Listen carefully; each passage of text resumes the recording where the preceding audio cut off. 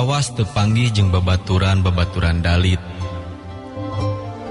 Hal sarupa kitu nimbulkeun kasono.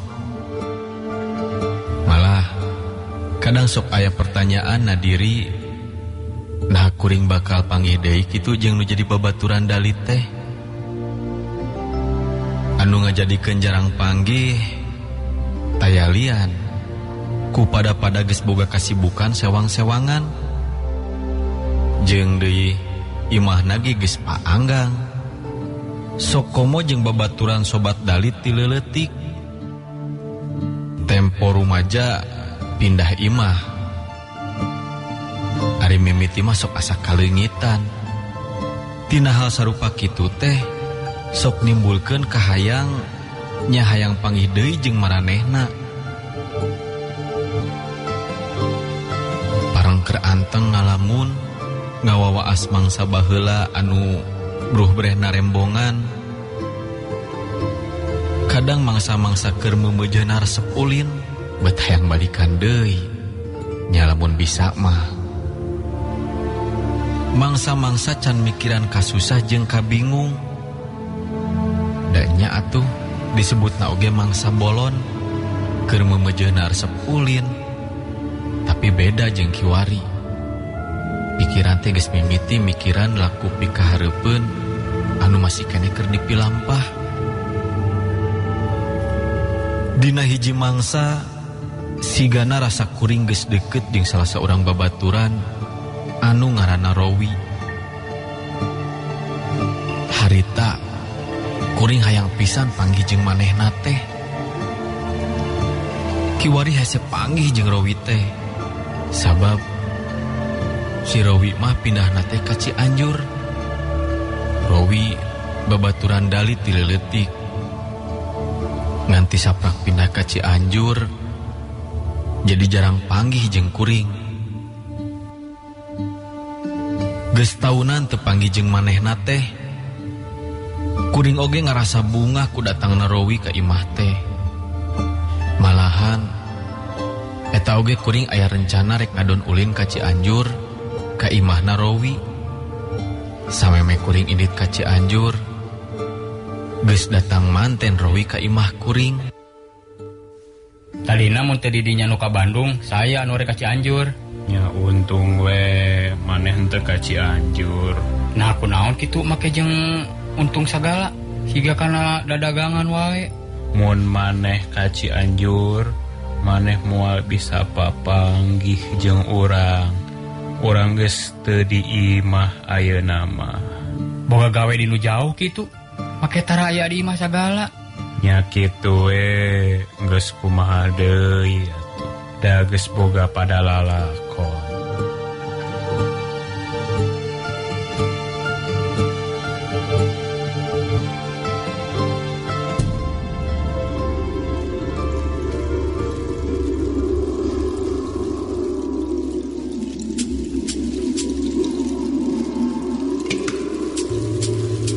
Sebenarnya harita siga aya nu beda. Kuring ngarasa rada heran kasih Rowi anu jadi robah sikepna.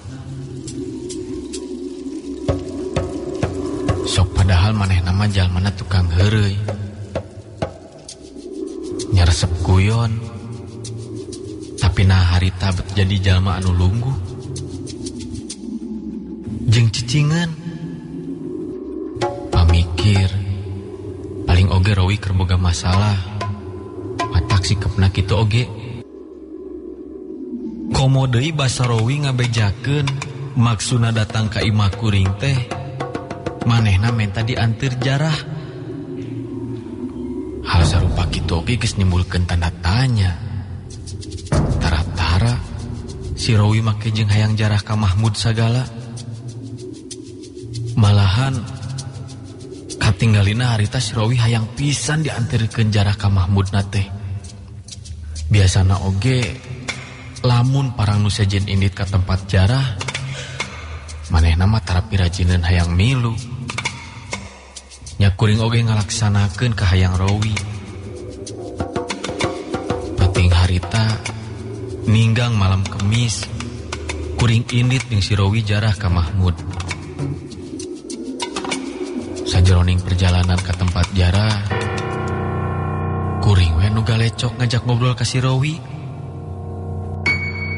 Tapi ari si Rowina ngajawab ngan ukur saperluna. Bener-bener beda ti biasana. Sok padahal manehna teh tukang galecok, jeung sok sagala diomongkeun. Dina inditna ka tempat jarah, eta si Rowi make jeung ngajak ngendong sagala di tempat jarah. Singkat carita, kuring duaan geus tarpi ke tempat jarah nu aya di Mahmud. Satepina, kuring jeung si Rowi ngalaksanakeun tata krama adab anu sok biasa dilakukeun lamun jarah. Di tempat jarah aya deui anu matak heran keur kuring. Nyaeta dina ngabandungan sikap si Rowi. Harita si Rowi loba ngajak ngajauhan ti anu jarah nu sejena. Sabab geus pasti we nu ngahaja jarah ka Mahmud teh laingan ukur kuring jeung si Rowi hungkul. Siga nu embung campur jeung nu sejen. Kahayangna teh nyamisahkeun maneh. Jadi ngan ukur duaan we jeung kuring.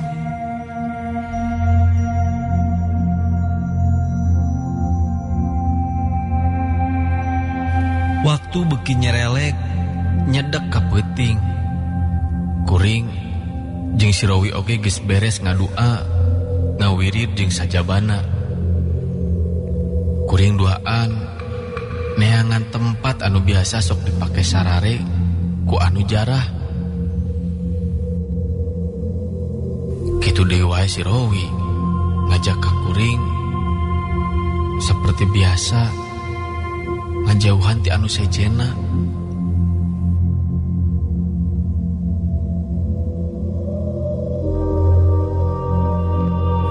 Nya harita kuring cinggaloler duaan jeung si Rowi, barengan ukur duaan anggang ti anu sejen. Sajeroning keur ngagoler kitu sameme sare,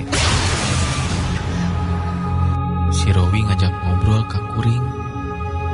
Malahan dina omonganna teh angger we loba carita anu nimbulkeun tanda tanya keur kuring.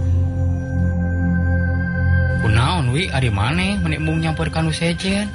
Supaya teu ngaganggu ka batur. Oh atuh dan nu sejen oge geus ngamaklum.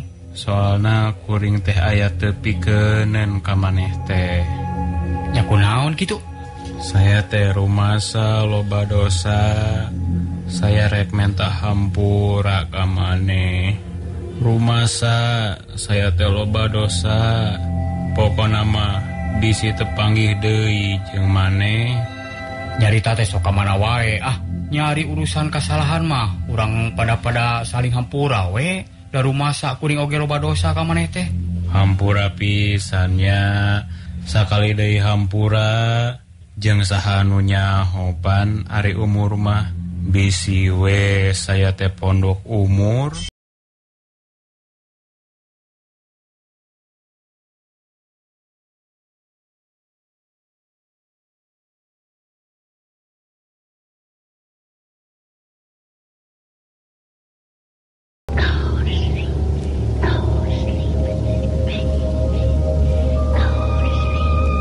Si Rowi nyebut-nyebut pondok umur, ujug-ujug rei.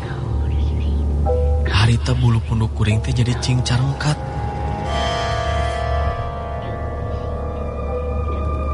Malahan kuring mah teu nuluykeun di obrolan.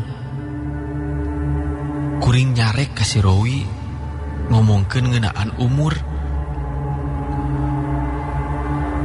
Komo ngadenge si Rowi make nyebut-nyebut manehna pondok umur.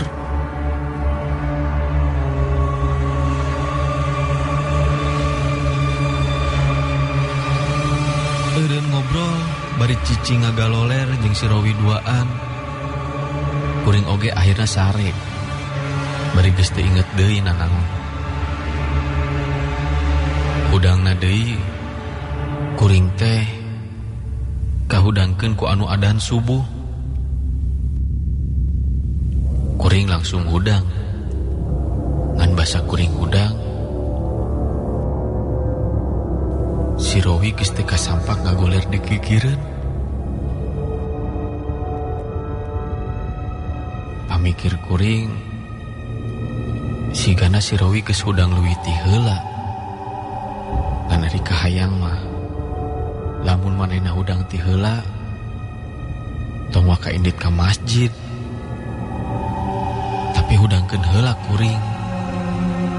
Tapi si Rowi teh geus nyapak eueuh.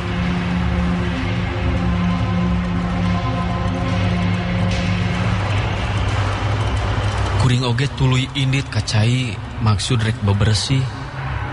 Bari tuluy wudu, saterusna rek salat subuh berjamaah di masjid. Saberesna kitu, kuring langsung asup ka jero masjid. Ngan barang kuring asup ka masjid, nah si Rowi betul di jero masjid.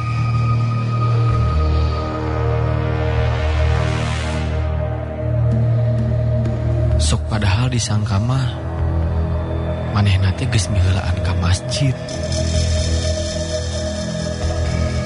Beres salat subuh, kuring oge neangan heula si Rowi anu memang geus eueuh ti dinya. Kuring oge jadi gegerendengan ngomong sorangan. Geus jelas si Rowi eueuh mah, kuring oge langsung balik ka imah. Malahan kuring oge jadi terus mikiran laku si Rowi anu jadi matak aneh jeung heran keur kuring. Jero joewe kuring jadi hayang nepungan Rowi ka Cianjur jeung kaparengan poe isuk kuring keur pre digawe. Can oge kuring indit nyusul si Rowi ka Cianjur. Kuring tepung jeung salah saurang dulurna si Rowi anu sapagawean jeung kuring. Dulurna si Rowi kakarek deui digawe poe harita teh. Sabab geus ngadon balik heula ka lemburna di Cianjur. Kuring jeung dulurna si Rowi sarua digawe kana ngaput. Nya ngadon ngaput nyeunan jaket. Kuring oge nanyakeun ngeunaan si Rowi ka dulurna. Dulurna si Rowi ditanya ku kuring ngeunaan si Rowi teh katingali paromana jadi beda. Malahan katinggalina siga anu ngahulang. Paroman beungeutna jadi siga semu anu sedih. Malahan lila rek nembalan pananya kuring teh. Kuring jadi beuki panasaran. Sabab dulurna malahan siga katinggali ceurik. Kunaon kitu ari si Rowi teh mang? Nah mang kalah siga anu sedih kitu. Hampura Jang, mang teh poho teu ngabejaan ka Ujang. Sok atuh jelaskeun. Nah kunaon ari si Rowi teh? Sekali deui, hampura mang teu ngabejaan ka Ujang. Kapohokeun atuh da Jang. Rowi teh 2 minggu nu geus kalewat pan geus maot. Maot? Anu bener mang, ari nyarita teh apan tadi peuting oge Rowi teh ngadon jarah ka Mahmud. Ngadenge katerangan ti dulurna kitu teh, kuring jadi ngahuleng. Kuring masih kene kurang percaya kana caritaan dulurna. Da nya atuh jelas pisan pan peuting tadi teh si Rowi jeung kuring teh ngadon sarare di tempat jarah. Ngan sanggeus jelas caritaan dulurna si Rowi teh teu bohong. Mimiti kuring jadi ngerasa aneh. Kana naon wae kajadian anu karandapan tadi peuting. Nah saha atuh anu tadi peuting datang nyamperkeun ka kuring menta diantar jarah ka Mahmud. Malahan nepikeun ka sare jeung kuring sagala. Sanggeus tambah jelas kana katerangan ti dulurna yen si Rowi teh geus maot 2 minggu anu geus kaliwat. Teu karasa kuring ujug-ujug geclakeun Cipanon.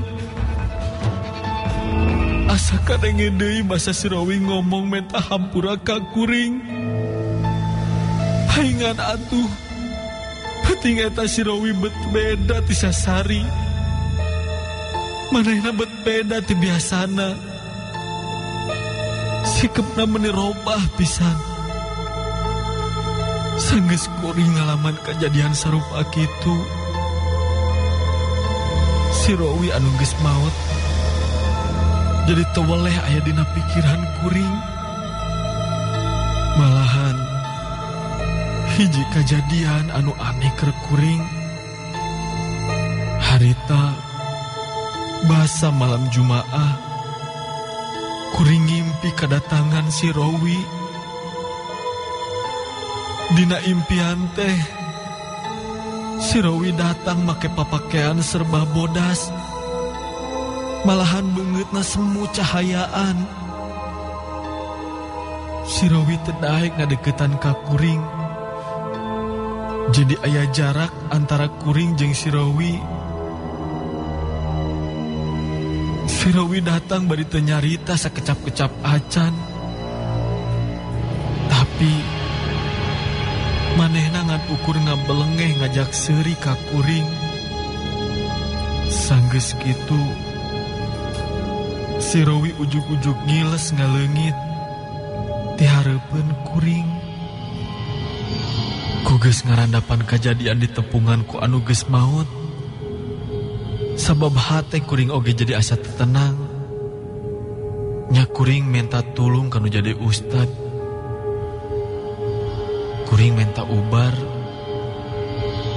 Sangkan pikiran kuring tenang. Pipikiran kuring teu nginget-nginget ka si Rowi anu geus tilar dunya. Kuring oge ditugaskeun wirid jeung zikir. Oge kudu ngadoakeun si Rowi anu geus beda alam jeung kuring. Sanggeus kuring ngalaksanakeun parentah ti ustad, kuring oge ngimpi kedatangan deui si Rowi. Ngan dina datangna ieu mah manehna ngomong nganuhunkeun ka kuring. Manehna menta hampura ka kuring jeung ngahaturkeun nuhun kana sagala doa anu geus dikirimkeun keur manehna. Geus kitu mah di pikiran kuring oge sabihara-bihari deui. Malahan si Rowi oge geus tara datang deui kaempikeun ku kuring.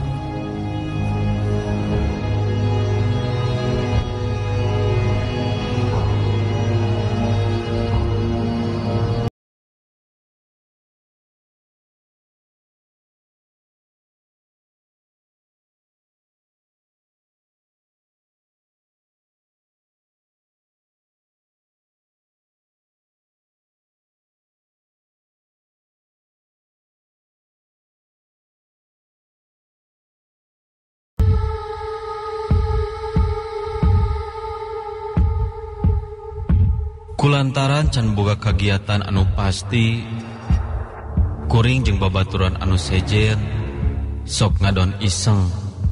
Nya naon wae anu dilakukeun anu penting teu ngaganggu atawa ngarugikeun ka batur. Kadang kuring jeung 2 urang babaturan anu ngaranna si Obi jeung si Indra lamun parang peuting sok ngadon ngobor ka sawah atawa ngadon ngalajangkrik ka tegalan. Lumayan da kikituan oge lamun pareng keur usumah sok bebenangan loba. Lumayan geuning tina eta bebenangan jangkrik nu loba teh sok payu dijual ka barudak komo jangkrik kalung mah rada lumayan hargana. Hiji peuting kuring keur ngarumpul jeung babaturan. Ari nu disawalakeunana nyaeta ngeunaan ngadon ngintip jangkrik. Satadina mah kuring harita rada teu nya tujuan.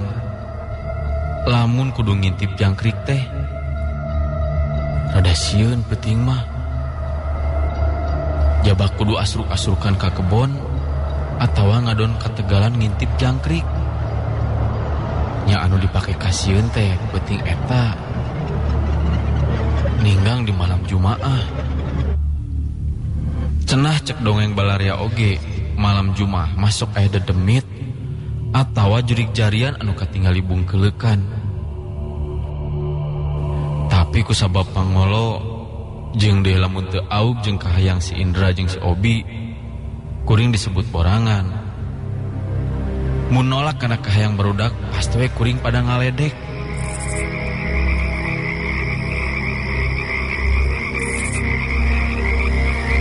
Aduh, asal rada haroream euy peuting ieu mah. Teuing kunaon nya? Ah, dasar borangan maneh mah. Nyaho lah pedah malam Jumaahnya. Barena oge atuh ieu barudak, erek malam Jumaah, erek malam Sabtu sarua keneh. Sarua naon ari maneh Obi? Sarua peuting, poek ieu. Lain saya borangan barudak, jeung lain saya sieun. Pedah peuting ieu mah malam Jumaah meureun nya. Ari geus, kunaon sok maneh sieun ku malam Jumaah?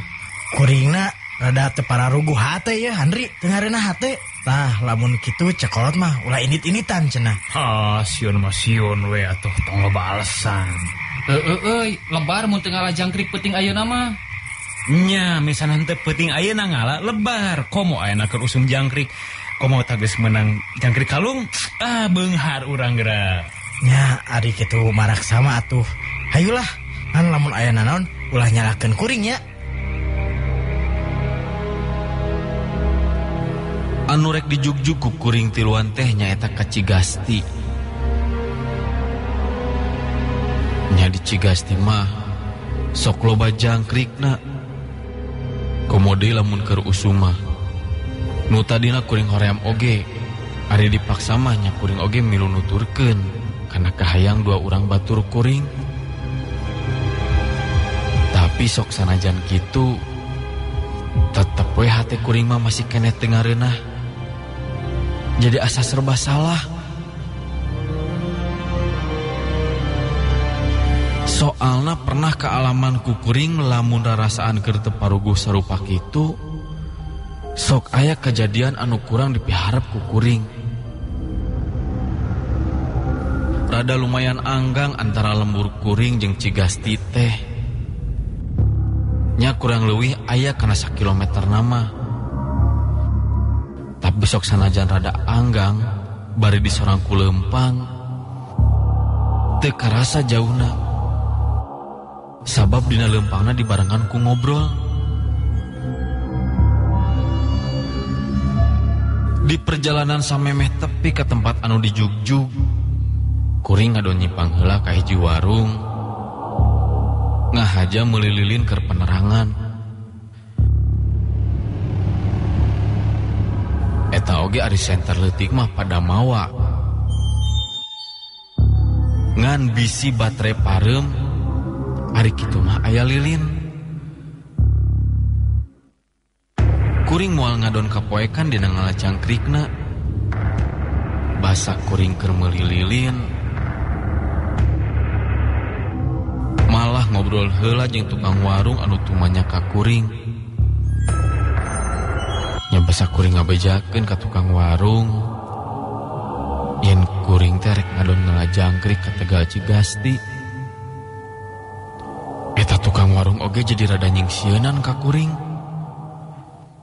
Cenah cek eta tukang warung, kade malam Jumaah masuk aya nu ngageugeuh eta tempat teh sok nembongan. Ngadenge caritaan ti tukang warung sarupa kitu teh. Keur kuring mah jadi kapikiran wae.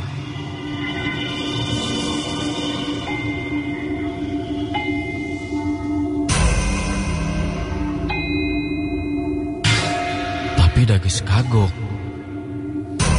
Jeung pisah kumahan ambekna batur kuring anu duaan, lamun ngabedokeun atawa teu diteruskeun ngalajangkrikna. Geus we, sok sanajan kitu kieu oge, kuring maksakeun ngakugu ka hayang si Indra jeung si Obi. Sanggeus tepi ke tempat ngalajangkrik, kuring oge papadon heula ka barudak. Kusabab eta tempat geus loba carita ti balarea, ngeunaan angkerna eta tempat. Nya kuring jadi papadon supaya teu ngadon ngomong sompral. Sabab lamun urang ngomong sompral, sarua jeung ngondang ka makhluk goib anu aya di eta tempat. Tapi sok sanajan geus dipapadonan ku kuring sarupa kitu, angger batur kuring nuduaan teh teu pati ngakugu kana amanat kuring. Salah saurang babaturan kuring mah nu ngaranna si Andri ngadon kuku lutus. Nu jadi lantaran di eta tempat anu disangka loba jangkrikna harita teh bet sepi teh sora-sorana acan. Jeung nyaan atuh beuting eta mah bet karasa kacida sepina. Wah, sepi geuningan, jauh ti perkiraan euy. Nah hanya da biasana oge pas mimiti abus oge pasti geus kadenge suara jangkrik. Ayeuna mah asa eueuh euy. Teu kadenge suara jurig-jurig acan deui. Tiis euy. Tong sompral ari maneh? Cek kuring oge tadi kumaha sok tong ngomong ka mana wae? Lain sompral urang mah. Da sidik kieu kaayaanana. Boa-boa jangkrikna disumputkeun jurig. Hi. Gandeng dicarek ngomong ka mana wae teh kakang hajakeun maneh mah. Tong waka putus asa ieu. Jeung pana oge urang karek datang. Coba meureun urang lembang ka ditu meureun aya.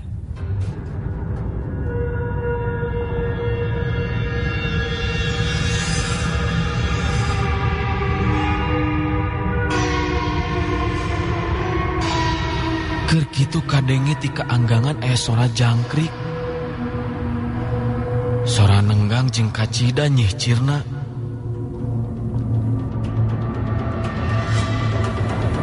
Kuring tiluan nelak-nelak kana eta sora jangkrik. Tapi mimiti aya keanehan. Sabab eta sora jangkrik teh bet dipindahan. Mimiti kadenge ti kaler. Ari disusul ke kaler, pindah sorana ka kidul. Pon kitu deui disadati wetan, ari ditehang bet pindah ka kulon. Ku ayana kajadian kitu, kuring mah geus ngarasakeun aya keanehan. Tapi batur kuring mah kalah muki suaban we nyaritana teh. Kajadian saterusna sora jangkrik nyicir ti sakencaeun. Kuring, si Andri, jeung si Obi nyusud kana eta sora jangkrik anu ayeuna mah teu pindah. Pas tepi pisan kana eta sora jangkrik anu nyicir sorana, ujug-ujug aya angin anu nebak kana awak kuring.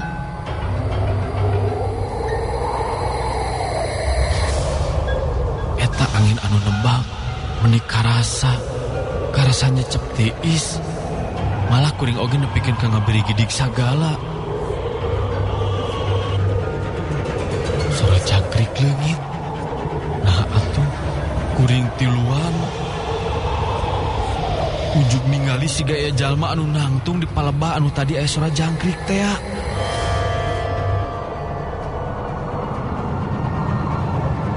Mimitina panyangka eta jalma teh sarua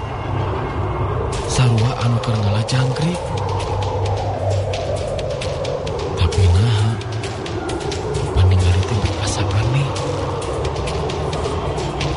Eta jalma anu nangtung basa ditelek-telek siga salah saurang aki-aki anu make jubah bodas. Nganaha katinggalina eta panon aki-aki teh siga anu hurung. Can acan kuring tumanya ka eta aki-aki. Kuring tiluan Ujug-ujug ngadenge sora anu ngagerem. Eta sora anu ngagerem teh kadengena meuni handaruan. Malah eta sora ngabalukarkeun muringkak bulu punuk sagala.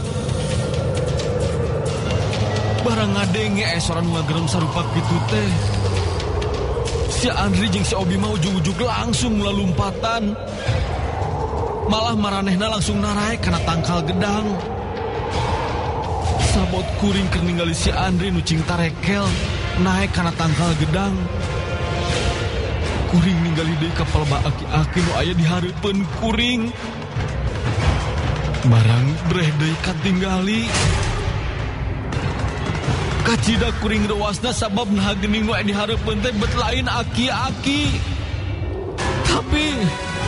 Tapi na maung anu kacida gedena. Hatu ningali sarupa kitu mah kuring ngajanteng bari jeung awak ngelepar. Sakomo ngadenge deui eta maung teh ngagerem. Bari jeung bahamna calangap semua anu nemongkeun sihungna anu rangeteng. Dua panona anu moncorong nempo ka kuring. Geus kuring cacarita kitu teh. Eta maung kadenge deui ngagerem. Malah katingali ku kuring si anu cengkat. Bangun rek nyamperkeun ka kuring. Ningali kitu mah kuring oge geus loba pikir panjang. Kuring undur-unduran.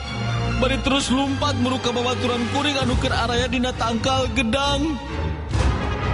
Kusabab kuring geumpeur ku ayana eta maung.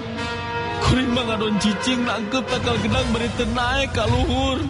Beuki kuring ngalasa sieuna eta maung teh nyamperkeun ngadeuketan ka kuring. Tapi barang eta maung geus deukeut, ujug-ujug roba wujudna jadi haseup. Malah disusul ku aya sora anu handaruan. Eta sora sigana ditujukeun ka kuring tiluan. Hei, marane ulah ngaganggu karakyat kami. Karakyat kami anu aya di makam Cigasti. Kaitu sia balalik ulah ngaganggu ka kami. Eta sora ngaleungit bari dituturkeun ku sora angin anu ngaguru. Sanggeus kitu kaayaan di eta tempat jadi jelas katingali. Anu sing horeng kuring teh keur aya di makam gede Cigasti. Katingali jelas ayeuna mah parentalna batu tutunggul kuburan. Si Andri jeung si Obi oge sanggeus kaayaan pulih saperti biasa. Nya sanggeus ngaleungit eta maung. Maranehna tarurun tina tangkal gedang. Malah sanggeus araya dihandap. Maranehna langsung cimbara retek lumpat ninggalkeun eta patempatan. Ya akhirna kuring oge nuturkeun milu lumpat.